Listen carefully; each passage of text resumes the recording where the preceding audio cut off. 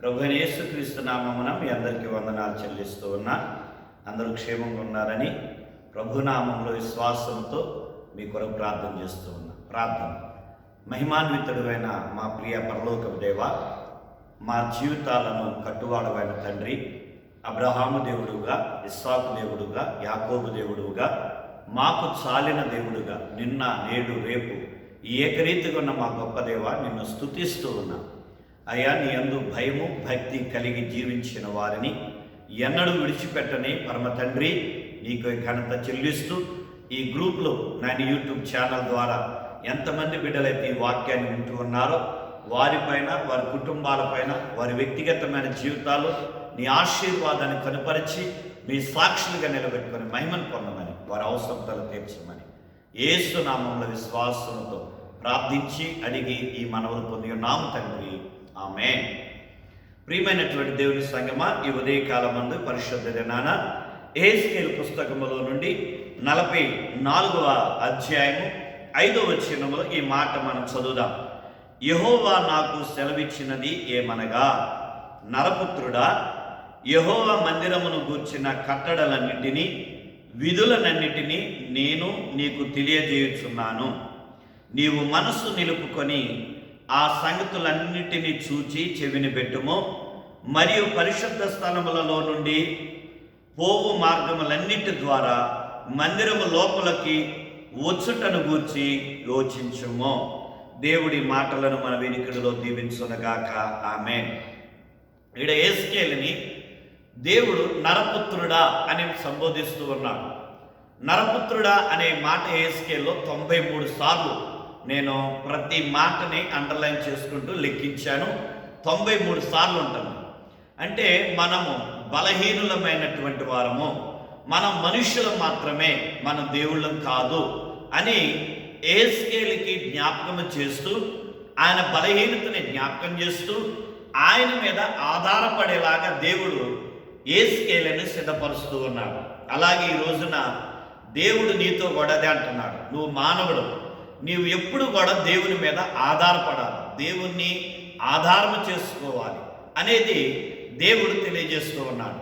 అయితే ఈ నరపుత్రుడా అని చెప్పి ఏమంటున్నాడు? నీ మనస్సు నిలుపుకో. ఈ రోజున మన అంశం అదే, నీ మనస్సు నిలుపుకో. ఎందుకు మనస్సు నింపుకోవాలి అంటే, ఈ మందిరాన్ని గురించి దేవుడు మాట్లాడుతూ, మందిరములో నుండి వెళ్ళే విషయంలో, మందిరములోకి వచ్చే విషయంలో నువ్వు యోచించుము, నువ్వు వాటిని గురించి నువ్వు జాగ్రత్తగా గ్రహించు లేక తెలుసుకో అని యెహెజ్కేలుతో దేవుడు అంటూ ఉన్నాడు. ఏమిటి మరి మనస్సు నిలుపుకొని అంటే, మనస్సుని స్థిరపరచుకోవాలి. మనస్సుని, ఈ మనస్సు 10 విధాలుగా పరిగెడతా ఉంటుంది. ఇప్పుడు మనం ఎక్కడే కూర్చొని ఉంటాం, మనం ఎక్కడో ఆలోచిస్తూ ఉంటాం. అందుకే చిన్నప్పుడు చదువుకునేటప్పుడు కూడా అంటారు, మైండ్ ఆబ్సెంట్ బాడీ ప్రజెంట్ అంటారు. కనుక మన మందిరంలోకి వచ్చినా, మన బయటికి వెళ్ళినా, జాబ్ చేస్తున్నా, మనం శరీరం అక్కడే ఉంటుంది కానీ ఆలోచనలు ఎక్కడికి వెళ్తాయి, మనసు ఎక్కడికో వెళ్ళిపోతూ ఉంటుంది. దానికి హద్దు అనేది లేదు. అయితే ఇక్కడ మనం గమనిస్తే దేవుడు ఏమంటున్నాడు? నీవు నీ మనస్సుని స్థిరంగా ఉంచు. ఎందుకు ఉంచాలంట? ఈ మనస్సు ఎక్కడికి వెళ్ళొద్దో నీ తెలుసు, ఎక్కడి నుండి వస్తుందో నువ్వు జాగ్రత్తగా గ్రహించు. అనగా నువ్వు మందిరంలోకి వచ్చినప్పుడు, నువ్వు మందిరంలో నుండి బయటికి వెళ్ళేటప్పుడు నువ్వు ఎలా ప్రవర్తిస్తున్నావో జాగ్రత్త చూడాలి. ప్రసంగి అంటాడు కదా, నీవు దేవుని యొక్క మందిరంలోకి వచ్చినప్పుడు నీ ప్రవర్తన గురించి జాగ్రత్త పరుచుకో అని అన్నాడు. అలాగే మరి మందిరం అనగా దేవుని యొక్క ఆలయము, మనమే ఆయన ఆలయమై ఉన్నాం, మనమే దేవుని మందిరమై ఉన్నాం అని మనం క్రొత్త నిబంధనలో అపోస్తలుడైన పౌలు పలికిన మాటల ద్వారా మనం చూస్తూ ఉన్నాం. అలాగే ప్రభువారు కూడా అన్న విషయాన్ని ధ్యానం చేస్తూ ఉన్నాం. కనుక మనం ఆయన ఆలయమై ఉన్నాం. ఈ ఆలయంలోనికి ఏమొస్తున్నాయి, ఈ ఆలయంలో నుండి ఏమి వెళ్తున్నాయి? మన నోట నుండి వచ్చే ప్రతి మాట మన తీర్పులు మన తీర్పు తీర్చబోతూ ఉన్నాయి. అందుకనే మన హృదయంలో నుండి వచ్చే ప్రతిదీ మంచి చెడు అనేది వివేచనతో మనం మాట్లాడవలసిన వారమైన. లోనకెళ్ళే మనల్ని అపవిత్రపరచవు కానీ బయటకు వచ్చే మనల్ని అపవిత్రపరుస్తుంది అని యేసు ప్రభు వారు జ్ఞాపకం చేస్తూ ఉన్నారు. కాబట్టి నేను ఈ ఉదయకాలం దేవుని లేఖనములో నేను ధ్యానం చేస్తూ ఉన్నా. మొదటి సమూయేలు గ్రంథంలో మొదటి అధ్యాయంలో మరి సమూయేలు ఆయన చిన్నపిల్లవాడుగా ఉన్నప్పుడే హన్న తన బిడ్డని దేవుని మందిరంలో తీసుకొచ్చి ఆ మందిరంలో ప్రతిష్ఠించినట్లుగా రాయబడుతుంది. అంటే దేవునికి శ్రేష్టమైనది ఇవ్వాలి, దేవునికి ప్రథమ ఫలాన్ని ఇవ్వాలి, దేవునికి హృదయపూర్వకంగా మనం ఇవ్వాలి.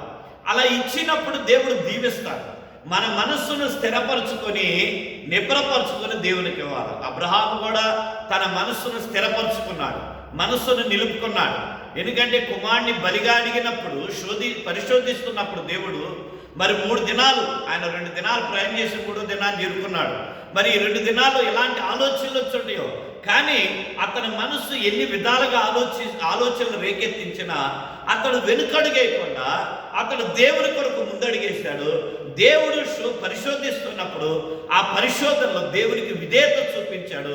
విశ్వాసంతో తిరిగి తన కుమారుని పొందుకున్నాడు. కనుక మనం దేవునికి ఇచ్చే విషయంలో స్థిరంగా ఉండాలి. మనం మనసు నిబ్రపరుచుకొని ఒక నెల ఇచ్చి ఒక నెల ఇవ్వకుండా, లేదంటే కొంత ఇచ్చి కొంత దాచుకోవటం, ఇలాంటివి మనం చేయకూడదు. యథార్థంగా దేవునికి ఇవ్వాల్సిన దాన్ని ఇద్దాం, పనికిరాని దేవునికి ఇవ్వద్దు, శ్రేష్టమైన దేవునికి ఇద్దాం. అప్పుడే దేవుడు దీవిస్తాడు. మరి సమూయేలు దీర్ఘదర్శిగా దేవుడు ఆశీర్వదించాడు. ఎందుకంటే తల్లి శ్రేష్టమైనది, ప్రథమ ఫలాన్ని ఇచ్చింది. ఇంకా ఆయన పిల్లలు కూడా లేరు, పుట్టిందే చాలా కాలానికి పిల్లోడు. మరి ఆ పిల్లోడు చాలా కాలానికి పుట్టాడు కదా అని ఉంచుకోలేదు, దేవునికి అర్పించింది. అలా దేవునికి మనం ఇచ్చేవారం ఉండాలి. అది మనసు నిలుపుకోవడం. ఆ తర్వాత మరి దేవుని యొక్క వాక్యంలో మనం చూసినట్లయితే 2వ రాజుల గ్రంథంలో మనం 19వ వచనంలో మనం చూస్తా, మనము మనస్సు నిలుపుకొని మన దేవుని యొక్క మందిరానికి వెళ్ళే వారంగా మనం ఉండాలి. హిజ్కియా తన మనస్సును స్థిరపరుచుకున్నాడంట దేవుని దగ్గర. ఆయన మందిర విషయంలో తన మనస్సు సరిచేసుకొని, మనస్సు నిలుపుకొని, ఆ మనస్సు ఏది కోరుకున్నదో ఆ లోకరీతిగా అది చేయక దేవుని కొరకు తన మనసు ఏం కోరుకుందో అది చేయడానికి ఇష్టపడ్డాడు హిజ్కియా. అందుకని మందిరాన్ని బాగు చేయించాడు, మందిరం తలుపులు తెరిచాడు, మూయబడిన తలుపులను. అలాగే ఆరాధన టీంని ఏర్పాటు చేశాడు, మందిరాన్ని బాగు చేయించాడు. కనుక మన హృదయం అనే మందిరాన్ని కూడా మనం బాగు చేసుకోవాలి. ఈ లోక ఆశలతో అది నింపబడుతుంది, లోక కోరికలతో నింపబడుతుంది, ఆ లోకంతో పాటు పరిగెత్తాలని చూస్తూ ఉంది, లోకంలో ఉన్న సమస్త మాలిన్యాన్ని పొందుకోవాలని చూస్తుంది. కనుక మనస్సు నిలుపుకున్నప్పుడు మనం వాటిని జయించగలుగుతాం, అప్పుడు దేవుని ఎదుట యోగ్యంగా ఉండగలుగుతాం. అదే ఇక్కడ మనం చూడగలం. ఆ తర్వాత మన మందిరంలో ఆయన ఘనత కొరకు ఈ మందిరాన్ని మనం కట్టాలి. దావీదు మహాభక్తుడు ఆయన నామ ఘనత కొరకు మందిరం కట్టాలనుకున్నాడు. అది సొలొమోను ద్వారా కట్టించబడింది. అలాగే మన కొరకు, మన గొప్ప కొరకు కాదండి. ప్రభువా ఇదిగో నన్ను దీవించు నాయన, నన్ను లక్షాధికారం చేయి, కోటీశ్వరుని చేయి, నాకు మంచి ఇల్లు కావాలి, మంచి కారు కావాలి, ఇదిగో మంచి బిల్డింగ్ కావాలి. ఇవి మన యోగ్యత కొరకు, మన అవసరతల కొరకు కాదు. దేవా నీ నామ ఘనత కొరకే నన్ను హెచ్చించు, నన్ను నిర్మించు అని మన హృదయాన్ని, మన శరీరాన్ని మనం నలగగొట్టుకుంటూ మన దేవుని ఎదుట యోగ్యంగా ఉండటం కొరకు ఈ శరీరం ద్వారా, ఈ హృదయం ద్వారా, మన ఈ ప్రవర్తన ద్వారా మన దేవునికి మహిమ తెచ్చే విధంగా మన జీవితాన్ని మలుచుకోవాల్సిన వారమైన. మన హృదయం ఎలాగుంటుందో మన నోరు అలాగే ఉంటుంది. మన హృదయం దేనితో నింపబడదో మన నోటి నుండి వచ్చే మాటలు కూడా అలాగే ఉంటాయి. నువ్వు దుష్ట ఆలోచనలతో, దుష్ట తలంపులతో మనం నింపబడితే మన నోటంట ఏం వస్తాయి? సజ్జనుడుగా శ్రేష్టమైన మాటలతో మన హృదయాన్ని నింపుకుంటే శ్రేష్టమైన మాటలే మన నోటంట నుంచి బయటకు వస్తాయి. కనుక మనం ఆ దేవుని నామ ఘనత కొరకే మన మందిరాన్ని నిర్మించుకోవాలి. మన హృదయం అనే మందిరం, మన కుటుంబం అనే మందిరాన్ని, మన బిడ్డల యొక్క మందిరాన్ని మనం నిర్మించవలసిన వారమైన. ఆ తర్వాత చివరిగా కీర్తన 134వ కీర్తన, మనం ఆయన నామంను గణపరచడానికి సంతోషంతో ఆయన మందిరానికి వెళ్ళాలి. మన మనసును స్థిరపరచుకొని ఆయన మందిరానికి వెళ్ళాలి. కొంతమంది మనస్సు నిలుపుకొని ఈ లోక సంబంధమైన వాటిపై వ్యామోహంతో బలవంతంగా చర్చకు వచ్చేవాళ్ళు ఉంటారు. పాస్టర్ గారి కొరకు వచ్చేవాళ్ళు ఉంటారు. పాస్టర్ గారు అంటారేమని వచ్చేవాళ్ళు ఉంటారు. లేదంటే వాళ్ళు వీళ్ళు అడుగుతారేమని వచ్చేవాళ్ళు ఉంటారు. లేదా ఎవరినైనా కలుద్దాం చర్చికి వెళ్ళి అని కొంతమంది కలవటానికి వచ్చేవాళ్ళు ఉంటారు. అందుకొరకు రావద్దు. మన సంతోషంతో దేవుని ఆరాధించడానికి మన మనస్సు స్థిరంగా ఉండటం కొరకే మన దేవుని మందిరానికి రావాల్సిన వారమైన. కాబట్టి మన మనస్సు నిలుపుకొని మన మందిరంలోకి వచ్చేటప్పుడు వెళ్ళేటప్పుడు, మన మందిరంలోకి వచ్చే వాటి విషయంలో వెళ్ళే వాటి విషయంలో మనం సరిచేసుకున్న యోచించిన ఆయన ఆశీర్వాదాల పాత్రల వద్ద అటు కృప కొరకే ప్రభువుని అడుగుదాం. తండ్రి, ఈ ఉదయకాల సమయమందు నీ పాద సన్నిధికి వచ్చి నిన్ను గణపరుస్తున్నా. నువ్వు మా దేవుడుగా ఉన్నావు, మా ప్రభుడుగా ఉన్నావు, మా రక్షకుడుగా ఉన్నావు. నీవు తప్ప ఈ లోకంలో మాకెవరున్నారు? నా యేసయ్య, నీ ఆత్మతో నింపండి, నీ అభిషేకంతో నింపండి, నీ కృపతో నింపండి. ఇదిగో ఈ వాక్యం వింటున్న నీ బిడ్డలందరినీ కూడా దీవించండి. మా మనస్సును స్థిరపరచండి. మా మందిరము అయా నీ ప్రేమతో, నీ శ్రేష్టమైన ఆశీర్వాదంతో నింపబడిన మందిరంగా మా మందిరాన్ని స్థిరపరచండి.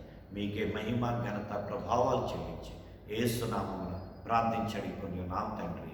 ఆమె తండ్రి, కుమార, పరిశుద్ధాత్మ త్రియేక దేవుని సన్నిధి ఆయన రాకడ వరకు తోడైంది దీవించను గాక. ఆమె. అందరికి వందనాలు. మీ గాడ్ బ్లెస్ యు.